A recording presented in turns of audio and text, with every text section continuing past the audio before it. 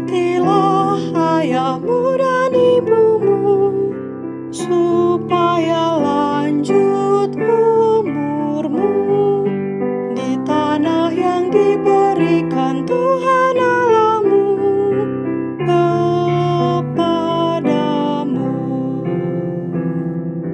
Ayahmu, ibumu menyayangimu, dibimbing jalanmu setiap waktu, supaya hidupmu sejahtera selalu, bertumbuh di dalam kasih Tuhanmu. Hormatilah ayahmu dan ibumu, supaya lanjut umurmu di tanah yang diberikan Tuhan Allahmu kepadamu.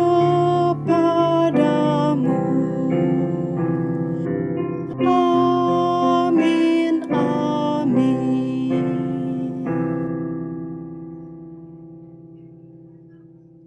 Selamat sahabat adik-adik, sebelum kita memulai acara sekolah sahabat kita, mari kita mulai dalam doa. Mari kita sama-sama berdoa.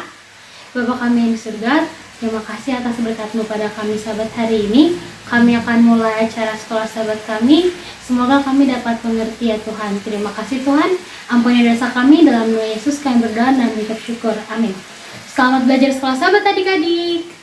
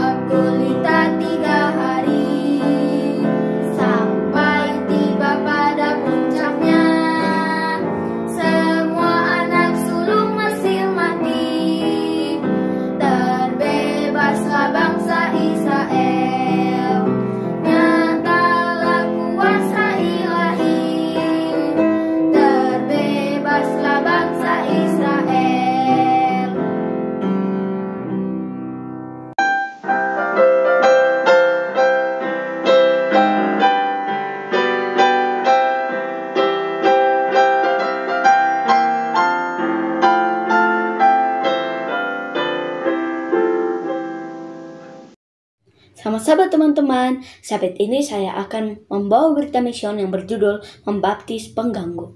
Dari Kolombia, Elina 10 tahun.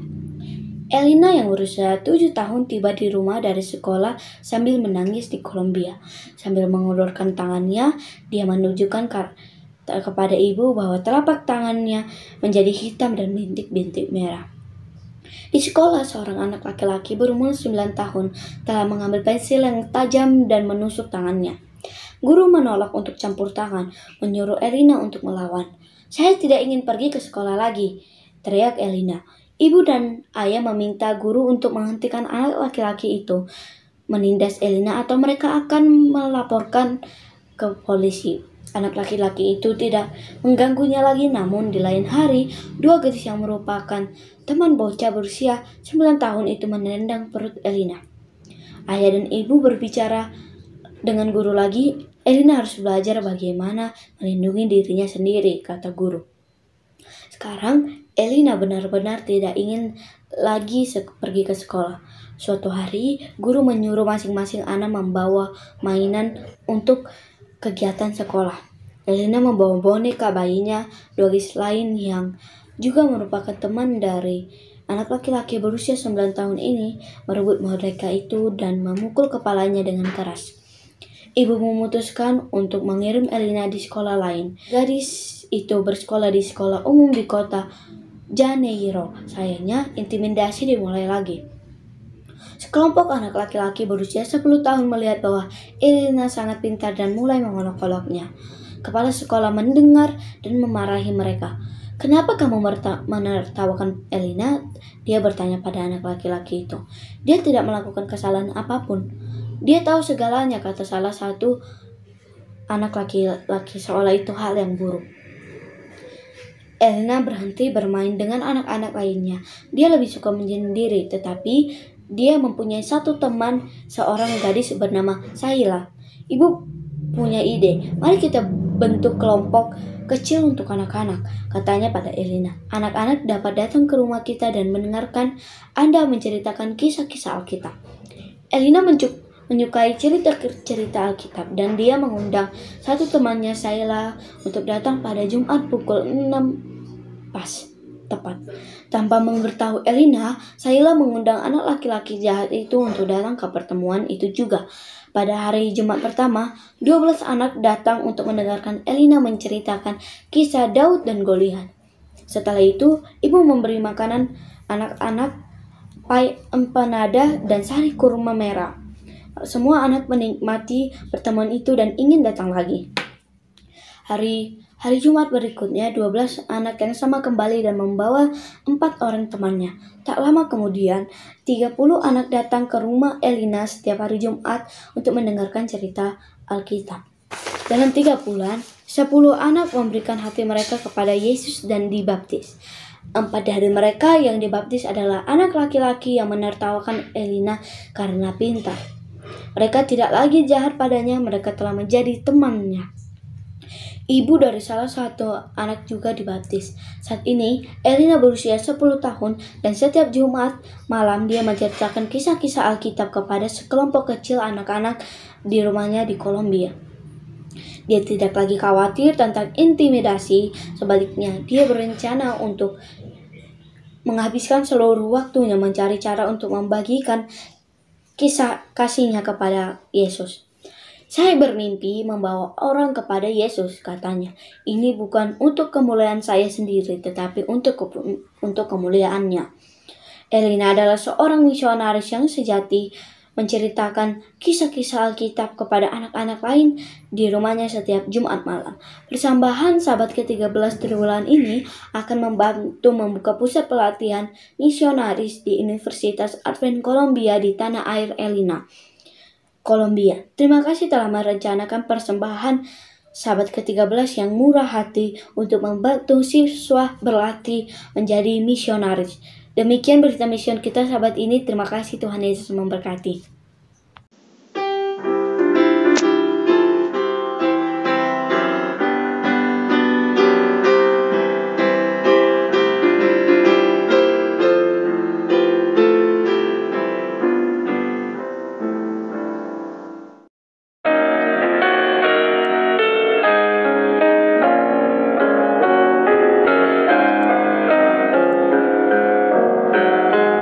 Ajaib Engkau ya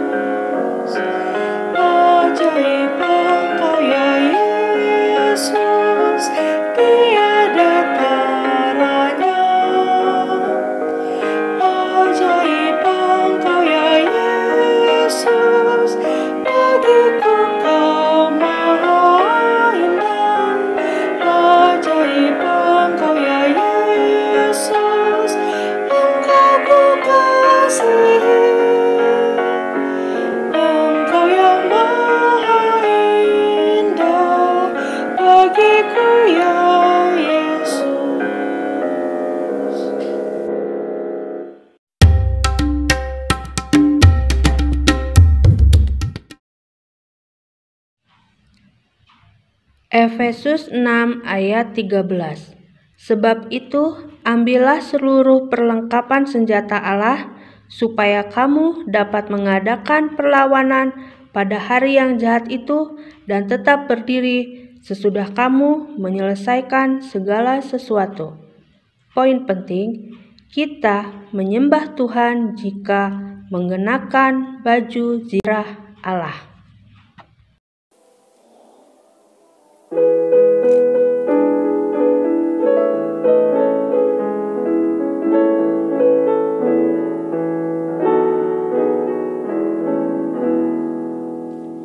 Come into His presence singing hallelujah, hallelujah, hallelujah.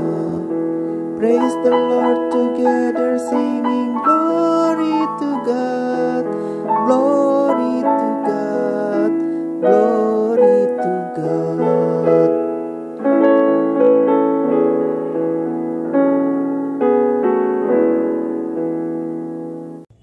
Selamat sahabat adik-adik, salam jumpa lagi. Sekarang sementara kita mau belajar firman, baiklah kita berdoa. Terima kasih Yesus karena Engkau baik bagi masing-masing kami. Sekarang kami mau belajar firman Tuhan. Kiranya Roh Suci memberikan pengertian agar kami dapat menang di dalam segala pertempuran hidup ini. Dalam nama Yesus kami berdoa. Amin. Judul pelajaran sekolah sahabat kita, mengenakan baju zirah Allah, mengenakan baju perang untuk Allah dan dari Allah. Ayat hafalan kita terdapat di dalam Efesus 6 ayat 13. Efesus 6 ayat 13 mengatakan, sebab itu ambillah seluruh perlengkapan senjata Allah, ya, supaya kamu dapat mengadakan perlawanan pada hari yang jahat dan tetap berdiri sesudah kamu menyelesaikan segala sesuatu. Jadi kita sekarang sedang berperang dan harus menggunakan baju zirah Allah. Kita harus melawan musuh-musuh kita. Dan saat ini musuh kita adalah corona COVID-19. Itulah sebabnya perlengkapan harus masker, supaya kita tidak terkena virus-virus itu. Tetapi musuh kita sekarang ini adalah setan, penguasa-penguasa di udara. Itu adalah si jahat. Dia itu seperti singa mau menerkam kita. Itulah sebabnya kita harus siap sedia. Dan singa itu mula-mula dia bersembunyi di semak-semak supaya kita tidak kelihatan. Dan pada waktu kita dekat, dia sergap kita. Singa itu sedang mau mengintip dan menelan kita. Jadi kita harus hati-hati. Apa yang harus kita buat? Di dalam peperangan itu kita harus memperlengkapi diri kita dengan senjata-senjata yang dapat melawan si jahat. Nah, senjata apa saja? Ketopong yang digunakan di kepala itu haruslah ketopong keselamatan. Kita harus selamat, cari jalan selamat, ya. Dan baju zirah. Baju zirah itu baju besi, ya, melindungi jantung dan organ-organ penting di dalam tubuh kita. Adalah keadilan. Harus adil. Yang berikut, kita harus ada perisai iman. Harus percaya kepada Tuhan supaya kita menang. Pedang apa yang kita mau gunakan? Yaitu firman Tuhan. Kita harus rajin belajar firman untuk melawan si jahat. Dan kita harus berikat pinggang kebenaran. Kita harus tahu kebenaran firman Tuhan. Di dalam ikat pinggang itu biasanya banyak kantong-kantongnya. Kebenaran tentang hari Sabat, kebenaran tentang hukum Tuhan, semua harus kita simpan di dalam ikat pinggang itu. Dan yang berikut adalah sepatu. sepatu yang kuat untuk mengabarkan Injil, damai, kebenaran tentang Tuhan. Nah, itulah alat-alat yang kita harus gunakan di dalam melawan si jahat. Kita pasti menang. Kita pasti menang. Karena apa? Kita selalu di pihak Tuhan. Jangan lupa berdoa. Berdoa terus-menerus. Jangan sampai kita lalai. Kita pasti menang bersama dengan Tuhan Yesus. Adik-adik, kita adalah Laskar Kristus, tentara Kristus. Kita harus maju bersama dengan Yesus.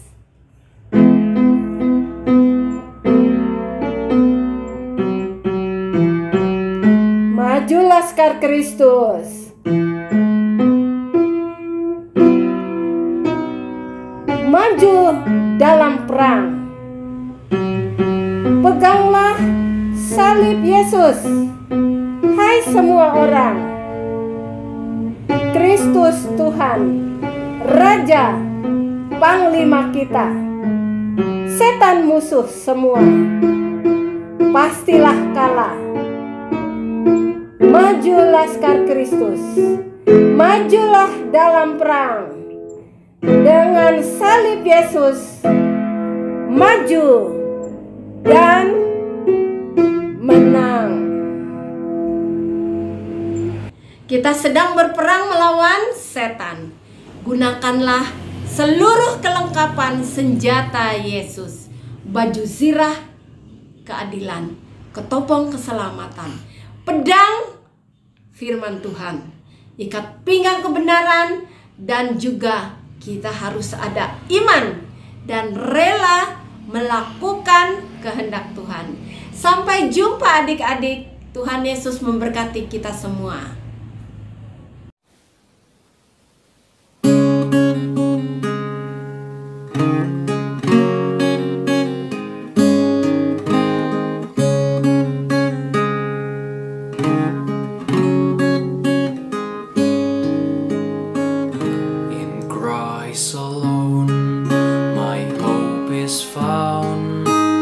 He is my light, my strength, my song. This cornerstone, this solid ground, firm through the fiercest drought and storm. What heights of love, what depths of peace, when fears are stilled, when striving cease. My comforter, my all in all, here in the love of Christ I stand.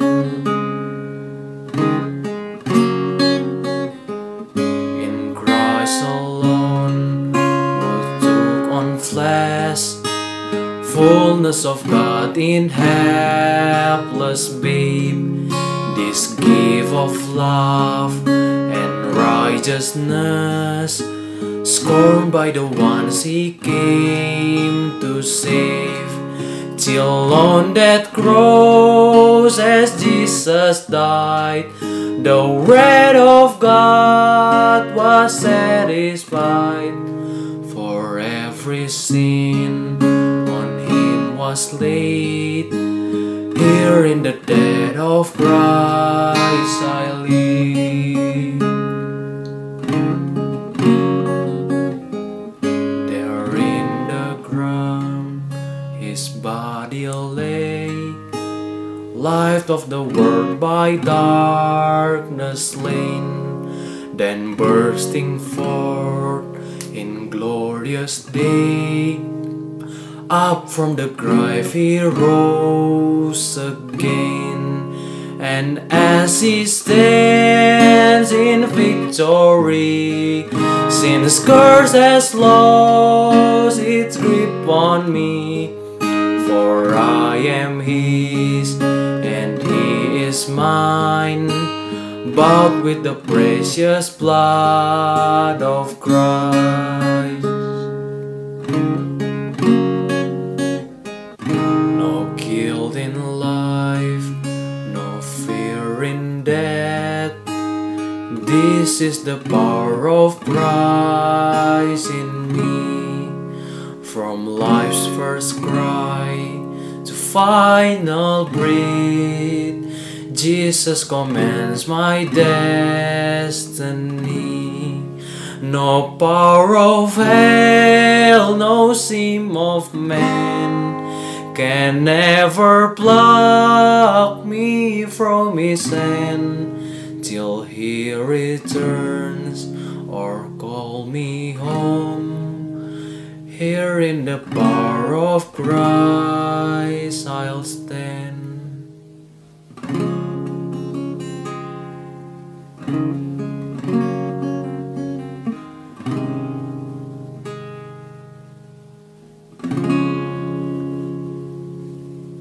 Acara sekolah sahabat kita sekarang sudah selesai.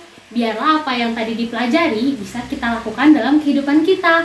Untuk menutupnya, mari kita sama-sama berdoa. Bapa kami yang di surga, kami sudah selesai acara sekolah sahabat. Berkati kami supaya kami bisa menjadi anak-anak yang baik. Terima kasih Tuhan, ampuni dosa kami. Dalam nama Yesus kami berdoa dan mengucap syukur. Amin. Sampai jumpa sahabat Tuhan adik-adik.